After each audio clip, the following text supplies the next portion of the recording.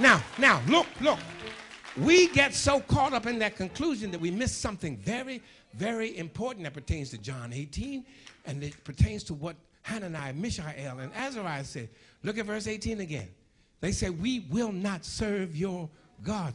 Tell your neighbor, don't miss this. The God of the oppressor and the God of the oppressed are, by biblical definition, two different gods.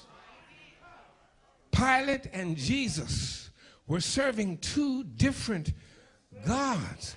Not only were they speaking two different languages, not only were they living in two different worlds, but they were also serving two different gods. The God of slavery is a different God from the God of the slave. Listen, the enslaver's God is a different God from the God of those being enslaved. Let me help you. The God of white supremacy is a different God from the God who came to set the captives free.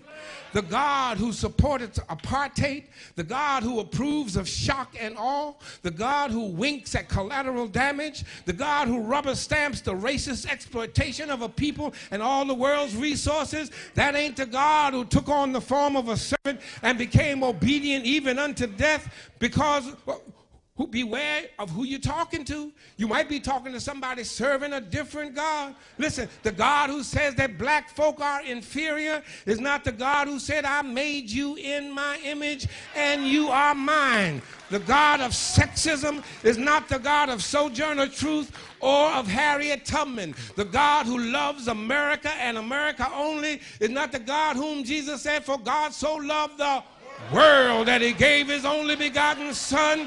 The God of preemptive strikes is not the God of peace. The God of greed is not the God of grace. The God of those who are on the decks of the slave ship is not the God of those who was riding beneath the deck saying, oh Lord, have mercy. The God of a lying president is not the God of a loving provider. The God of the have-mores is not the God of the have-nots. The God who lets the poor die because of selfishness is not the God who became poor for our sakes and who died for our sins. The God of a king who puts people in a fiery furnace is not the God who gets in the furnace along with them people so that when they walk through the fire, their clothes won't even smell like they've been near smoke.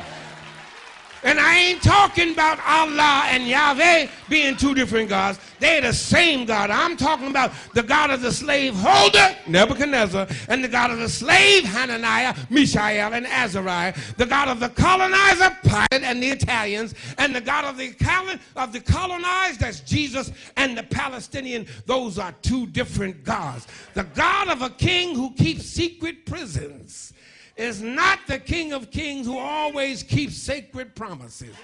I'm through, but let me help that last point come alive for you.